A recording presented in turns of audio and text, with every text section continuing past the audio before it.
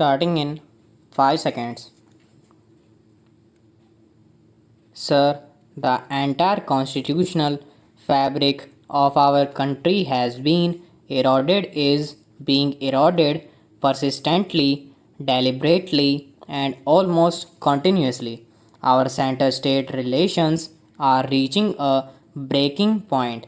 I would appeal to the treasury benches, ponder over them, find out what is wrong. Look to the legitimate grievances of the various sections.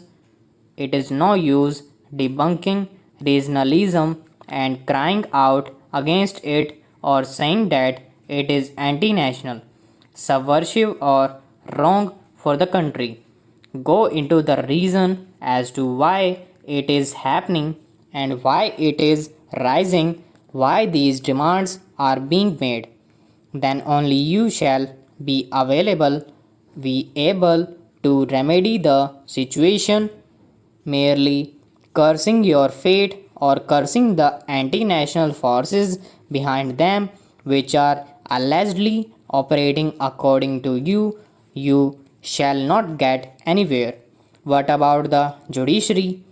We find Supreme Court judges are speaking in public against Supreme Court judges' interference in our judiciary. There has been an erosion of the freedom of judiciary. The executive has taken upon itself powers which have completely ruined the prospect of an independent judiciary in our country.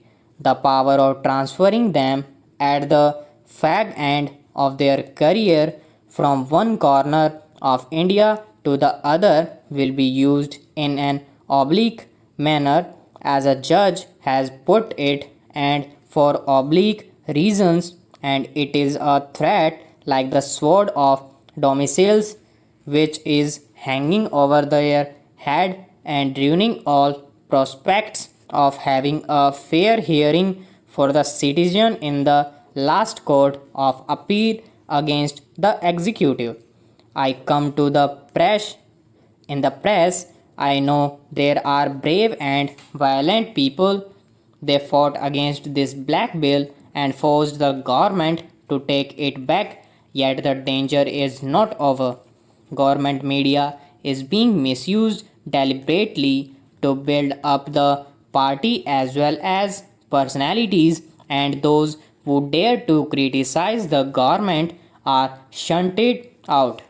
They are refused the so called plums and assignments, and they have faced occasional repression. What has happened to the Press Commission report?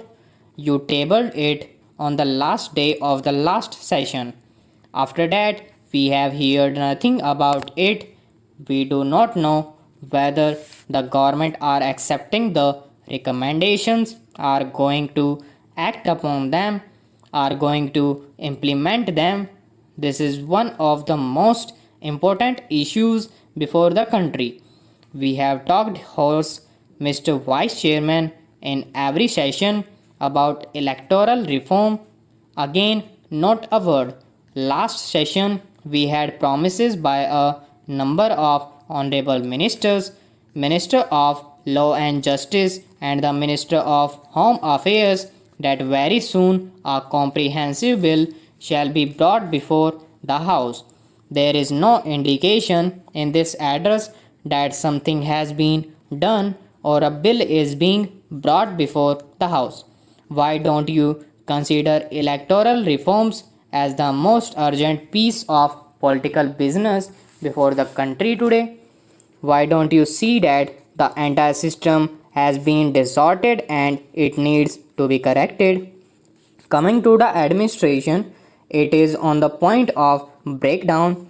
It has shown its inefficiency in many ways, but the primary reason for the inefficiency is the constant reshuffle. Every time you reshuffle the cards, you come up with the same old joker because you cannot have new ones. The same old faces are there, coupled with this You have the frequent, arbitrary, unreasonable transfer of officers after 6 months in a place they are transferred to other places. How can you bring about efficiency in administration with changing ministers engaged in a game of musical changing officers as attendants?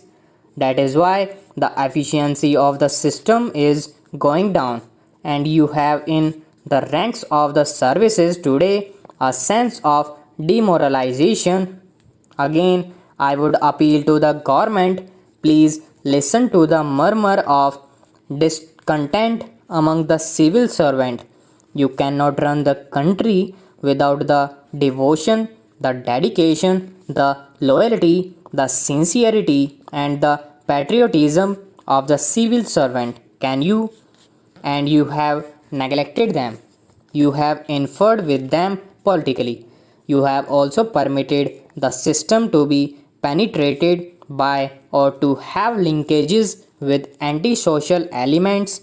Look at any government machinery.